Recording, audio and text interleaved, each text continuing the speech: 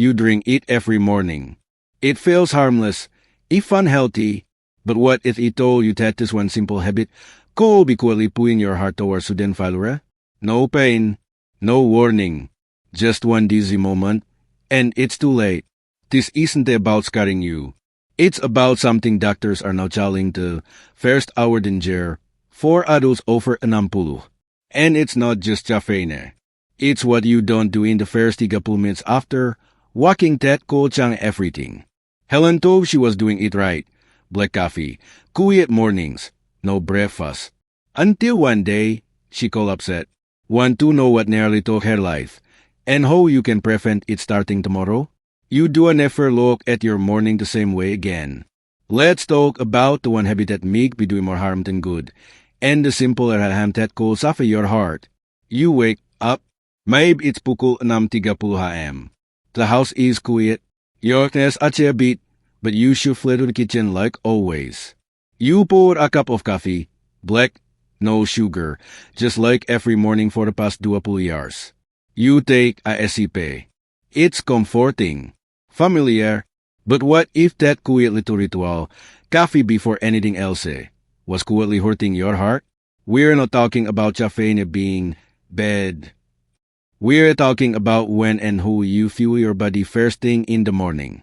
It turns out, skipping food in those early hours, even something small, can salt your heart in ways most people over 65 never realize. And yes, it's about more than just coffee. It's about gentle, healthy eating habits. What you do in the first hour after walking can change everything. Let's follow the story of Helen. At 72, umuwas mornings were calm until one day. They weren't there. Helen, 72, live alone in a quiet neighborhood in Kansas. Her mornings were always the same. She'd wake up around pukul 6.15, open the curtains to let the sun in, and make a pot of strong black coffee. No breakfast, no snacks, just coffee. She said it helped her feel light and clear her head. Most days, she won't eat until 10 am, so many minutes later. Helen believed she was doing things right. No sugar, no processed food, no cream. She told her doctor proudly. She had read somewhere that fasting in the morning was good for digestion and even weight control. But Helen never talked about what her heart knew right after sleep. One Thursday morning, just like any other, she made her coffee and stepped out onto the porch.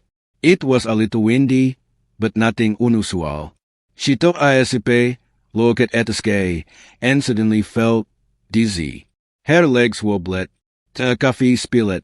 She reached for the porch railing because upset before she could grab it. Neighbors heard a sound and called 911. Paramedics arrived quickly, and Helen was lucky. Her doctor later asked, "Mom, what did you have this morning?" Helen answered, "Nothing yet, just my coffee." The air doctor said she had a sudden heart airham issue. Not a heart attack, but something triggered her heart to misfire, most likely related to her empty stomach, low hydration, and early caffeine hit. It's a med so simple, but it was enough to sake her routine further. Helena's story isn't rare. In fact, more and more doctors are seeing similar cases in older adults who skip food first thing in the morning. But why is that quiet hour, when your body is just waking up, so sensitive? Let's start with what happens inside you the moment your eyes open. Your body naturally releases cortisol, the stress hormone, as part of your wake-up chemistry. That's not bad. It's your body's way of saying, let's get moving. But cortisol can raise the blood pressure and heart rate, especially when there is nothing in your system to balance it. Now add caffeine. Caffeine stimulates the adrenal glands, giving you another surge of adrenaline. This combo, cortisol and caffeine, is like stepping on the gas pedal with no oil in the engine. And if there is no fuel, no food, no hydration, it stresses your heart. Your heart, especially over age 65, isn't as forgiving as it used to be. Dehydration lowers blood volume. Low blood sugar makes your body compensate harder. When all of this is a system that's just waking up, The heart can go into IRM, it can't maintain what an doctor called a sudden cardiac arrhythmia. Most people think heart issues show up with chest pain, but for seniors, the warning signs are different. Lightheadedness, cold sweats, fatigue, or sudden fainting like Helen had. The scary part?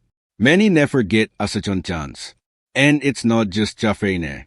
Scrolling through your phone in bed for an hour without moving, skipping water because you don't feel thirsty, or sitting too long before breakfast, all these habits build up silent stress. Think of it like this. Your heart just woke up from a 2-hour shift of keeping you alive. It needs a warm-up, not a sprint. But most of us throw it into high gear without fuel, without hydration, without care, and we don't notice until something goes wrong. So while Helen lay in the air, wondering how something so normal turned so dangerous, her doctor simply said, "Your morning is your window. The first hour matters more than most people realize." It's a message many seniors need to hear, not out of fear, but out of care, because it's turning that 1 hour could change everything that comes after. What Helen experienced didn't happen because of one bad decision. It happened because of a routine built on quiet habits that seem harmless, even healthy. But here is the truth. The body doesn't run on routine. It runs on RHM. And RHM depends on how we treat it, especially in that first hour after we wake up. So what should we be doing differently? Let's start with the simplest fix, water. After 8 hours of sleep, your body wakes up dehydrated. Your blood is thicker, your circulation slower. Just 1 glass of room temperature water within 2 minutes of walking can thin the blood, improve the flow, and reduce strain on the heart. It's like oiling an engine before turning the key. Next comes nourishment. Not a full breakfast if you are not ready, but something small and stable. A few almonds, half a banana. Will it grind to us? Why? Because your blood sugar is at its lowest when you wake. Giving your body something, anything, to stabilize that helps your heart regulate ham. Not panic to correct a drop. Third, movement. Not exercise, movement. Something simple like walking to the mailbox, stretching your arms for 2 minutes, or doing light leg raises next to the bed. Gentle motion helps circulate the blood, trigger digestion, and awaken muscles without shocking the system. Helen's daughter, after hearing the doctor's advice, changed her morning routine together. Now, Helen drinks a glass of water as soon as she wakes up. She keeps a small container of walnuts by her nightstand and adds a few before getting out of bed. They walk slowly to the porch together before Annie caffeine touches her lips. The coffee still comes. She has given that up, but it waits its turn. And here is what surprises them both. Helen didn't feel foggy anymore. She didn't get lightheaded when she bent down to garden. Her afternoon naps felt more restful, not like she was rushing from a sugar drop. It didn't know how often it had been failing, she sighed, until it started feeling normal again. Because sometimes, normal isn't healthy. Normal is just familiar, and familiar can be dangerous when it's built on habits that no one ever questions. This isn't about giving up your morning comforts. It's about shifting the order, rebooting the RHM, making your first hour serve your body instead of forcing it to keep up with you. For people in their 60s, 70s, or even 80s, that shift could be the difference between a painful start or a dangerous one. What Helen learned changed more than just her mornings. It changed how she thought about care. Because when we talk about heart health, most people think of cholesterol, medications, or big lifestyle changes. But what if it starts with something smaller? What if it starts with honoring that first hour, gently and consistently? You don't need a nutritionist or a fitness coach to make that shift. You just need a little plan that feels kind, not overwhelming. Here is a simple morning RHM you can try starting tomorrow. Step 1. Water first. Keep a glass by your bed or in the bathroom. Drink it before anything else. Let it be your body's gentle wake-up call. Step 2. A small bit. You don't need a full plate. A slice of whole grain toast, a spoon of pan of butter, or a bullet egg can give your heart the fuel it needs to start steady. Step 3, gentle movement. Even 2 minutes. March in place while your coffee brews. Roll your shoulders. Take 10 steps and back. Remind your body it's alive and moving. Step 4, 10 coffee if you like. You're for the mook, you're familiar to all. Just move it to the back of the line. Let your heart be supported first. This rhythm isn't about rules. It's about relationship, the one you have with your own body. And especially in your 60S or 70S, that relationship deserves patience, not punishment. Helen did think there's a chance would make a difference. But weeks later, she said something that stuck. It didn't just get my mornings back. It got my peace of mind. Because it doesn't come from control. It comes from from small acts of care but over time. And the baleful part? Onto your morning shifts, your holiday starts to follow. Energy steadies. Focus returns. Your body stops surviving and starts responding with strength. The goal isn't a perfection. It's protection. And that begins, not with fear, but with something as simple as a glass of water, a few steps, and a bit of breakfast. And here is what's even more powerful. When you build that gentler ham for yourself, it starts to replay a reward. Helena's daughter began joining her for those early porch walks. They talk more now. Laug more. Her granddaughter even started telling in the mornings to remind Grandma to drink her water. Because small habits don't just protect your heart, they reconnect your life. There is no perfect morning routine. Life shifts, schedules change, but that first hour is still yours. And whether you live alone, with a spouse, or with 3 noisy grandkids, your heart still needs that quiet, chatting start. Maybe for you, it's setting out a banana before bed. Maybe it's stretching before the news comes on. Maybe it's choosing to pause for 50 breaths before checking your phone. Whatever it is, make it yours. Make it matter. Because the thing that wakes you up should be the same thing that wears you down. Your mornings will strengthen you, not silently stress your heart. And if Helena's story feels familiar, if your mornings look anything like hers usatu, maybe this is your moment to begin again. Not with fear, but with the keenness. With erhaidaham. With care.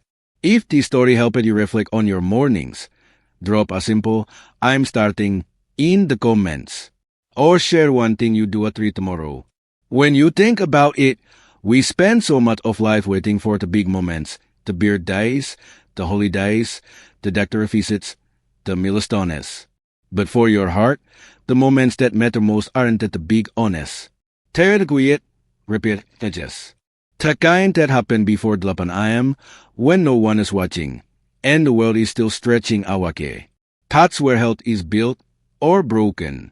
Helen never imagined that the first 30 minutes of her day could carry so much weight. She used to think health was about what you do during the day. But after her episode, and after hearing her doctor speak so gently but directly, she realized it's what happens before the event starts that often sets the tone for everything else. And it's not about getting it perfect. Some mornings, she still forgets to eat. Some mornings, she still pours her coffee too soon. But now, she not just, she listens, and she adjusts with keenness. That's the real shift, not just the habit, but the attitude. Because aging isn't a decline, it's a transition. And transitions ask for a ham, not rules. They ask for attention, not perfection.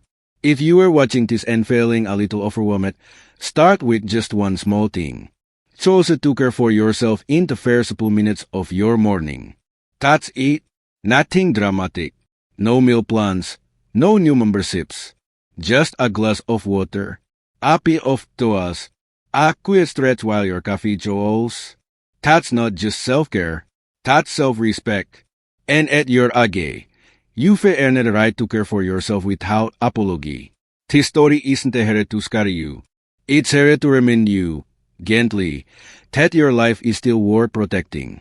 Your time still matters. Your heart still wants to carry you if you do carry it first. You don't need to chang everything, but you can chang at the beginning. And so metimes, that's all it takes to chang at the ending.